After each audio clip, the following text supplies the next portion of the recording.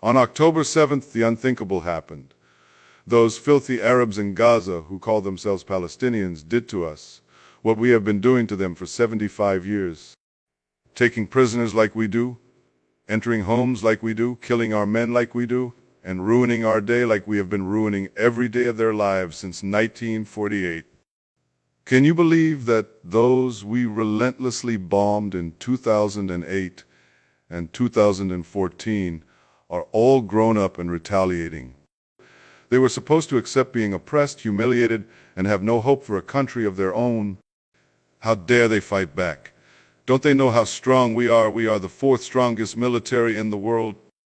They took hostages to negotiate the release of the 7,000 Palestinians we hold in our prisons, including women and minors. But not on my watch. We will crush every one of those animals in Gaza, carpet bomb them and destroy their homes on top of their heads, kill hundreds of families and bomb churches, mosques, and hospitals.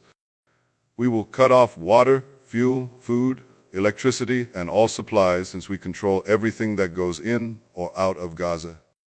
We will ask civilians to evacuate to the south of Gaza and then bomb them while they are trying to escape. The world might say that we are committing war crimes, but we will respond in the same way we respond every time, by lying. We will act like we are a peaceful country that was attacked from the outside by terrorists, since most people in the world are ignorant and don't know that what is left of Palestine is under our military occupation. We will unleash our propaganda machine in the US and Europe and say those terrorists are like Nazis who beheaded our babies and raped our women. If anyone fact-checks us or even comes close to criticizing Israel or Zionism, we will accuse them of being anti-Semitic and Jewish haters.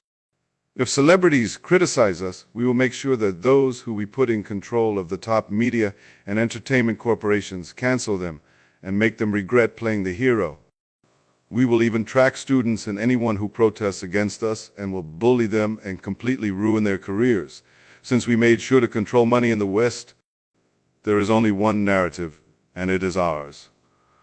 And if the world decides to stop our massacres by enforcing international law in the Security Council, our puppet, the United States, will block it with a veto, like they did 53 times before for any draft resolution to end the occupation. I love the United States veto. If it wasn't for it, Palestinians would have their own state by now, which we will never let happen. I hate those leaked videos of Israeli settlers saying Hamas did not hurt them or their kids.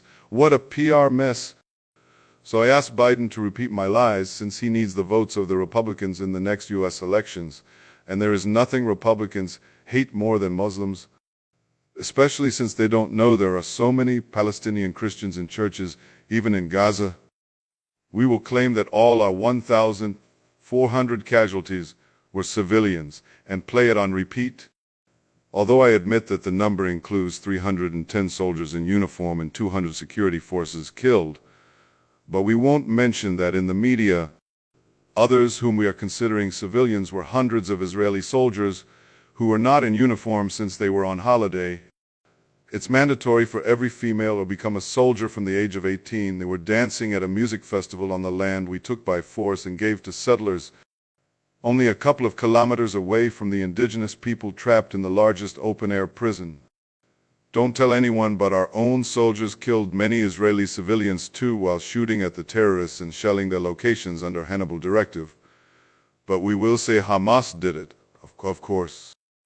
And if they think that treating their hostages nicely will change anything, the opposite. We will torture the Palestinian prisoners we have more than before, and no one can hear them scream. In the end, Israel will prevail in Gaza. We have tortured and killed them and kicked them out of their land before, and we will do it again now, especially with the United States having our back, thanks to the tax money paid by Americans. In the West Bank, we will take what is left of the Palestinian land and enable settlers with weapons to kill Palestinians and take their homes. We will make the Palestinians pay for what the Nazis did to the Jews, and if you don't like it, we are coming for you and your family anywhere in the world. Remember, Israel has the right to defend itself from those under our occupation. And when Palestinians fight back for the land we stole, it's an attack on the free world. Signing off, the bully of the world.